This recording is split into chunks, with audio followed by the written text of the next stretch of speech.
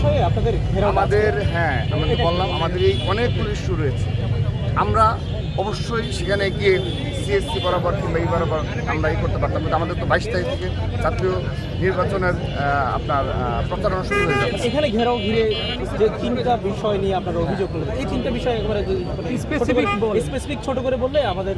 আমরা তো বললাম যে আজকের মূল যে ইস্যু হলো ব্যালট পেপার ইস্যু, যেটি আমরা লক্ষ্য করলাম যে একটি বিশেষ রাজনৈতিক গোষ্ঠীর প্রভাব প্রতিপত্তির মাধ্যমে এই ধরনের কর্মকাণ্ড ঘটিয়েছে, এবং যারা এখানে বসে আছে তাদের অবশ্যই প্রত্যক্ষ ইন্ধনে এবং প্রত্যক্ষ মদতে এই ঘটনাটি ঘটেছে। তো যদিও তারা হয়তো সিদ্ধান্ত পরিবর্তন করবে বলে আমরা জেনেছি মিডিয়ার মাধ্যমে, আমরা অবগত নই। তারপর শাহজালাল বিজ্ঞান ও প্রযুক্তি বিশ্ববিদ্যালয় কেন্দ্রীয় ছাত্র সংসদ নির্বাচন এবং হল সংসদ নির্বাচনে ঠিক জগন্নাথ বিশ্ববিদ্যালয় এই ছাত্র সংসদ নির্বাচনের মতোই এখানেও সেম ওয়েতেই আবারও আমাদেরকে হেয় প্রতিপন্ন করার জন্য, এবং সেক্ষেত্রে তারা ভূমিকা পালন করেছে। কারণ তারা একটি চিঠি ইস্যু জারি করেছে, তারপর 4 দিন পর আবার তারা সেটি নতুনভাবে জারি করে। তার আগেও নাকি আমরা যেটা জেনেছি 5 ডিসেম্বর একটি চিঠি ইস্যু জারি করেছে, সেটি 7 দিন তিনি করে বিসিস স্যার 7 দিন তার কাছে গোপন রেখে 12ই ডিসেম্বর তিনি প্রকাশ করেন।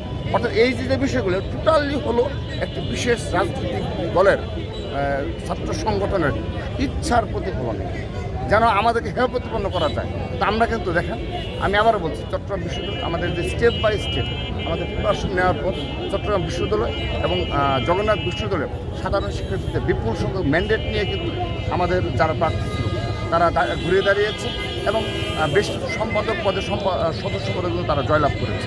তো আমরা আশা করি আমরা যদি আমাদের এই বিনয়ী আচরণের মাধ্যমে আমাদের তো ছাত্রদলের কমিটি মেয়াদ আমাদের শেষ, আমাদের নতুন নেতৃত্ব আসবে। আমরা আশা করি আগামী যে তরুণ নেতৃত্ব যে আসবে এবং সকল শিক্ষা প্রতিষ্ঠান আমরা যেটা উপহার দিয়ে যেতে পেরেছি, বাংলাদেশের সকল শিক্ষা প্রতিষ্ঠানে শুধুমাত্র ঢাকার ইউনিটগুলো ব্যতীত পুরো বাংলাদেশে আমরা রানিং স্টুডেন্ট দ্বারা কমিটিগুলো গঠন করতে সক্ষম হয়েছি। তো আমরা আগামীতে যে ছাত্রদল কেন্দ্রীয় সংসদের যারা নতুন নেতৃত্বে আসবে তাদের মাধ্যমে আরও যে বিনয়ী এবং সাধারণ শিক্ষার্থীর মনোভাব বুঝে যে ছাত্র রাজনীতি করে দেবে বাংলাদেশ জাতীয়তাবাদী ছাত্রদল, সেই ছাত্রদলের ম্যান্ডেট অবশ্যই সাধারণ জনগণ এই ছাত্রদলের পক্ষে ম্যান্ডেট দেবে বলে আমরা আত্মবিশ্বাসী হয়েছি। সর্বশেষ দুটি ছাত্র সংসদ নির্বাচনের মাধ্যমে।